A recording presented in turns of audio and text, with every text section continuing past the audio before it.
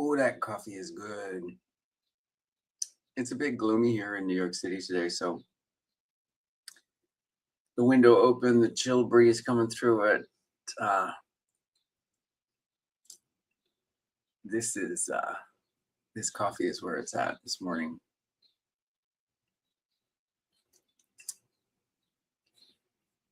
All right, we are live on YouTube. We are live on Facebook. We have Instagram up and running. I need your advice this morning because I disagreed with a casting director last week, and I still don't know if I handled it the right way. Good morning. This is the daily, the morning report from the Working Actor NYC.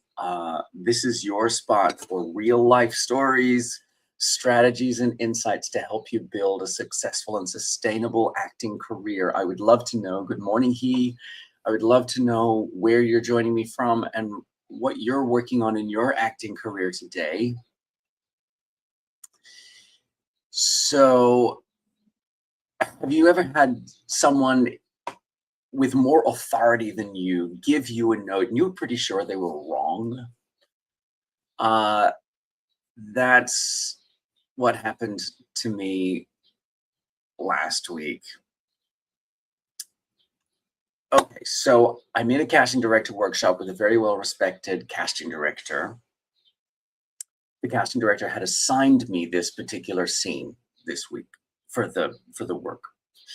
And it was two scenes from a TV show about a young man whose mother has made a deal with the devil, but she hasn't fulfilled her part of it. So a demon called Bud arrives to take his mother to hell to fulfill the deal with the devil. Unless this guy becomes like a bounty hunter for the devil and goes around the world collecting escaped souls who have escaped hell and come back to earth. And if he acts like a bounty hunter to get these escaped souls back to hell, then his mother doesn't have to go to hell. Okay, so there are two scenes. The first scene, Bud arrives to explain how to either collect the mother's soul or for Sam to become this bounty hunter. And Sam sort of doesn't really respond and doesn't know what to do. In the second scene, Bud arrives to reluctantly guide him through how to do it, how to actually become a bounty hunter, right? And so I did the material. It was sort of written to me. It was the material. I was playing the role of Bud. The material was written as kind of a slacker kind type. He didn't speak in full sentences. He didn't use proper grammar. There's all this reluctance. There's all this indication that he's there. He doesn't really want to be there, but he's there to guide this kid. So my interpretation was that this was a slacker character. Slacker is not something that I play a lot, so I gave it this sloppy accountant feel, which was more on brand for me. And they're always telling you to make the material your own, so that's what I did. And I was feeling good about my interpretation of my take on the material. And I finished it. I finished both scenes, and the casting director said, I want you to do it again, but there's more status here. I mean, you're the devil. No, I mean, the stage directions clearly said a demon, not the devil. The material in the second scene, we talk about the devil in the third person, and the devil is a person not in the scene with us who has more information about this situation that neither of us knows.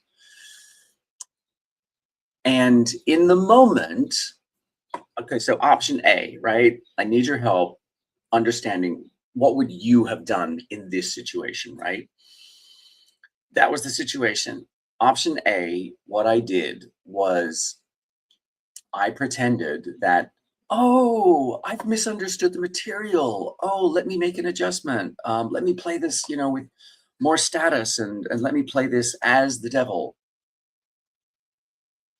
I mean, on the pro side, that version is collaborative. It gets my ego out of it. It makes me look easy to work with. Um, it's what I would have done in a real audition, probably, particularly at this level. This was a pretty high-powered casting director, and I wanted to get along to go along. I didn't want to be combative, or I didn't want to sort of, anyway, that's option A, right? That's what I actually did. But the downside of doing it that way is that I'll never know, I'll never learn whether or not my interpretation of the role was actually a richer, more interesting choice to make, because it's just a fundamental misunderstanding of the character. It's not actually playing the stakes of the scene, because the status of a demon who's there against his will and the actual devil who's in control of hell and all of the things to do with hell, like, those are completely different stakes for the circumstances of the scene, right? So option A, do what I did and just go along with it, make nice, and sure, oh, I misunderstood, let me do it again. Option B, get deep into clarity, right? Just so I know we're on the same page, my reading was the bud is the demon rather than the devil himself. Is that how you saw it? Which I did actually say something like that. I was like, oh, my reading, I didn't get into the details of why I arrived at that conclusion that this was a demon, as it said in the script, because I didn't want to. It wasn't important to her. Sorry, it wasn't important to the casting director. The casting director's like, no, no, no, you're the devil, and that's how you should. That should be your starting point. So it wasn't. So option B, you can go for clarity without saying you're wrong. It's more of, help me understand your interpretation. I don't love the word interpretation, because that seems to me as if there's some question about the facts of the matter, and to me there weren't. But I could pretend that, perhaps interpretation was something that was available, I don't know, in this situation. But this casting director's point was, no, I want this character to feel like the devil. I was like, okay, that let's play that. Like, let's play with that. And then option C is just argue. Should I have stuck to my guns and said, actually, the script says quite clearly that this is a demon, not the devil, and we talk about the devil in the third person, and the devil clearly has knowledge that neither of these characters do. But what would you have done? Like, what's your instinct on this? I would love to know where you would have taken this conversation. And because it's like, this is the situation where, here's the problem for me, right? I don't know if it was a test to see how well I had read the material. I mean, there's just no way of knowing that. It's possible that this casting director just genuinely remembered the character incorrectly. It's possible that they weren't interested in actual textual accuracy and just wanted to respond to the energy that I had played through the scene and wanted to adjust that. All fine.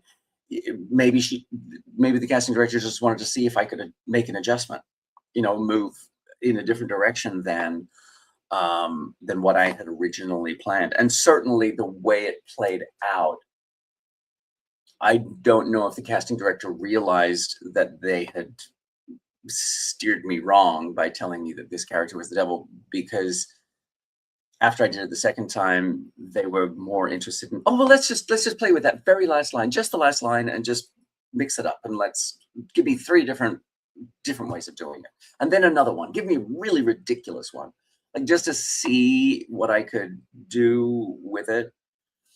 And maybe their preference was just for a higher status version of this character, and we'll never know, right? um Part of me was disappointed by the situation, because I had hoped to learn something from this, and I feel as though I was learning from somebody who had made a mistake. So there's a kind of like, oh, your status just went down as a teacher because I know that you're wrong about this. So, um, and the other part of it is that in these casting director workshops, it's not just learning experience, right? I mean, we pay this money to go to these events as an opportunity to work with somebody who has the possibility of giving us a job at some point in the future. So there's a part of my brain that's always thinking, this is an opportunity for me to start building a relationship with this industry, authority. And so to be disappointed by the person in that way, it kind of diminishes the experience for me. Hey, Mike. Hi, Margie. Thanks for joining me. This is the morning report from the Working Actor NYC. Welcome. Let me know what you're working on in your acting career. But yeah, do you try and go toe to toe with a casting director? I mean, you've paid to be there. It's your working experience too. Hi, Fazil. Good morning. Thanks for joining me. Let me know what you're working on in your acting career. Let's talk about it. Hi, Akvila. Hi, JT Gladden. Thanks for joining me. Trying to create an animation. I'll voice act. Oh, I love it. That's really cool, Tarat Arkadaran. Wow, I love that. Voice acting is something that I am really excited by. I get to audition for video game a lot, and there is some movement involved in that, but I think mostly it's about voice and voice type. You have a good day too, Aquila. Thanks for being here. And I love voice acting. It's been an interesting part of my journey as a stage performer as well, because the thing about stage performing is that it's a performance you have to sustain over many weeks and months. Uh, Animation is a bitch, no cap. Well, high level animation. I think I'll just cut corners, lol. I, I, yeah, I don't know how you do it. I know a friend who's done stop animation, like clay. I guess it was claymation actually. Like it takes, gosh, that takes a long time. I'm sure any animation takes a long time. But I really do love the kind of animation where you can tell that it's a little it's not super polished and super smooth. Like there's something charming about sort of a rougher kind of animation. So I love it. You'll never know until you try. Just go for it and then get those voices out. Should white voice actors voice non-white characters? I don't know. Why wouldn't you use a color appropriate actor for the role. I don't know. I defer. I think the the details of that exact situation are important. So I would need to know more before saying yes. It has to be a person of color voicing a person of color um, character. I know that's not what they do on South Park. White guys do all the voices or a lot of the voices. You know, that's their thing. So I don't know. It seems to be accepted in that situation, but I think that Dell was in the details of that. Like you would have to get more details about what that actually looks like. Tarat, what inspired you to do Broadway? I want to perform at the highest levels. I have always wanted to see how far can I get with my career. And when I moved from Australia to America, um, getting on Broadway was the highest is the highest level of musical theater, and that's what I wanted to do. I wanted, and so I'm, you know, I've booked 3 Broadway shows, and so I can say I have performed at the highest level for that segment of the industry. So what inspired me to do it? My own um, competition with myself, my desire to see how good am I? How far can I go? How far can I take it? That's what I let's see, who's next? JT Gladden. Hey Benjamin, I'm working on finding representation. Do you give feedback on actors' material? JT, that's exactly what I do. My very first coaching session with all of my coaching clients is a materials audit. To make sure that your materials are in alignment with your character type and the type of work that you want to be doing, to make sure that you're feeding the industry exactly what the industry needs in order to get you where you want to go. Um, yeah, that's exactly what I do. If you'd like to know more about coaching, hit my profile in my link tree. You will there are links there to my coaching application, or just DM me and I can link you up with that application. I also think that there's a way to show interest, and there's another form through TikTok where you can get sent to that. But yeah, I would love to see what you're working with. Tarat, the physics of animation is what surprised me a lot of maths. Then I would be really bad at it. Maths was not my strong point in school. In fact, maths and science I was not good at. I loved everything else. I was a pretty good student, but and I got by with maths, but maths is not something that I rely upon a lot today, and I'm not. I was happy to be able to release that. Oh, Farad Innovator says I look like Brad Pitt's son. Oh, never heard that one before. Tara, LOL. I love South Park, especially the Kanye West episode and him being a gay fish. I haven't seen that episode, but that sounds hilarious. Um, JT, let me know if that's any help to you. I would love to be able to help. Let's see. Serena Jackson was here on Instagram. Hi, Serena, my best friend. Um, YouTube is remarkably quiet today. That's weird. Let's make sure we're on YouTube. Yeah, we're on YouTube. Normally the YouTube comments are out of control. You inspired me to be childish like South Park, right? Have fun with it. Like the whole, I mean, here's what I will say about doing the hard work, Tarat Akataran. The with anything that you love, um, it's got to be fun. You've got to enjoy doing it. Like for me, making content is is interesting work, but I actually enjoy doing it. I enjoy the discovery. I enjoy fine-tuning things. I enjoy learning something new. I enjoy trying to get better at something. And I feel as though your journey with animation would be kind of the same. Like, yeah, there's absolutely there are so many examples these days of animation that is geared towards adults as opposed to just towards kids. And there are, so many different styles of animation available. Um, and it's got to be fun for you to sort of figure out how to do it, right? That's what I would lean into, as long as it's fun. And the other the other thing that I would say about that is the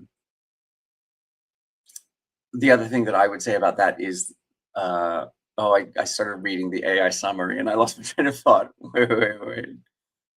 Oh, the other thing I would say about that is that perfection is the enemy of getting it done. I have always been of the opinion, do it, put it out into the world, even if it's not perfect, because if you stay and hang on to it until it's perfect, it'll never be ready. So I am a big fan of, you know, release it rough and then, excuse me, get better at it over time. That's facts. Perfection leads to analysis paralysis. Absolutely. That's exactly right, Tarat. That's exactly right. That's exactly how I feel. Um, yeah, I've always been a fan of release it rough and ready and then polish it up as you go. Get better over time. And you will never know until you try, right? So I support you on your journey. Let me know how it goes. I would love to see your animation one day. Please come back and share it with us. All right, my friends, I had a discovery call with a new coaching client yesterday. I've got another coaching call with a new client today. Discovery call, not a coaching call. Discovery calls is part of my um, process with onboarding new clients, just to make sure that we're going to be a good fit. I am as an acting career coach. I am determined to never just take people's money unless I can really give them value and what they're looking for. I will not take people's money if I don't think I can provide them with value and give them what they're looking for. So I have turned down clients because I feel as though we're not a good fit, because I feel as I remember I had one coaching application and I could tell from the way this person talked about themselves and the work that they were doing and the work they wanted to do. I could tell that it didn't matter what work we did together, they would never be satisfied until they fixed this one thing. And that one thing was nothing to do with their acting career, and therefore it was nothing that I could help them with. So I suggested that coaching would not be a wise investment for them at that time. So every situation is different. If you're thinking about coaching, please send me an application and we'll talk it through. And I won't charge you anything until you and I have agreed on a structure and some goals that we can achieve together. And we will get one-on-one FaceTime to make sure that coaching is the right thing for you. I should also let you know two things. The first exciting thing is that the Wheelhouse Workshop is coming up on Saturday, July 25th. If you want to get clarity about who you are to the industry and how the industry can use you, and if you want language around that so that you can guide your materials, you can guide your headshot session with your photographer, you can guide your agents, you can give language to casting directors so that they know exactly the most useful way for them to work with you. That is exactly what the Wheelhouse Workshop is for. You can find out information about that in the link tree in my bio.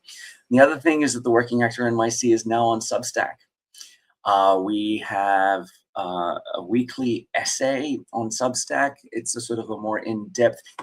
The Substack essays I'm thinking is more of the philosophy behind the Working Actor NYC. It's less about tips and tricks and strategies, and more about mindset and philosophy. So check us out over on Substack at the Working Actor NYC. Lots of materials for you to investigate on our YouTube channel and on our website, theworkingactornyc.com. Thank you for joining me today. This has been really interesting. Super glad to have you here, and I'll be right back here tomorrow at 8 a.m. Weird question. What advice would you give on taxes? Pay them.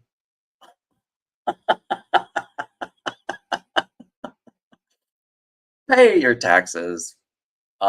Make sure that if you are receiving income, if you are receiving income that is untaxed, make sure that you are saving part of that income and not spending it so that you have enough money in the bank to pay the taxes when they're due. That would be my advice. Oh, I got jokes, baby. I got jokes. Yes, certainly I have income streams that are not taxed. I run a business. I have to make sure that I'm allocating part of my income, saving part of my income so that I have money in the bank when the tax man comes a knocking. So that would be my advice. All right, friends, I'm going to be right back here at 8 a.m. tomorrow morning. Remember, wherever you are in your acting career, you got this. Keep going. I'm here for you tomorrow, 8 a.m. Come on back. All right, friends, we'll be right back here tomorrow.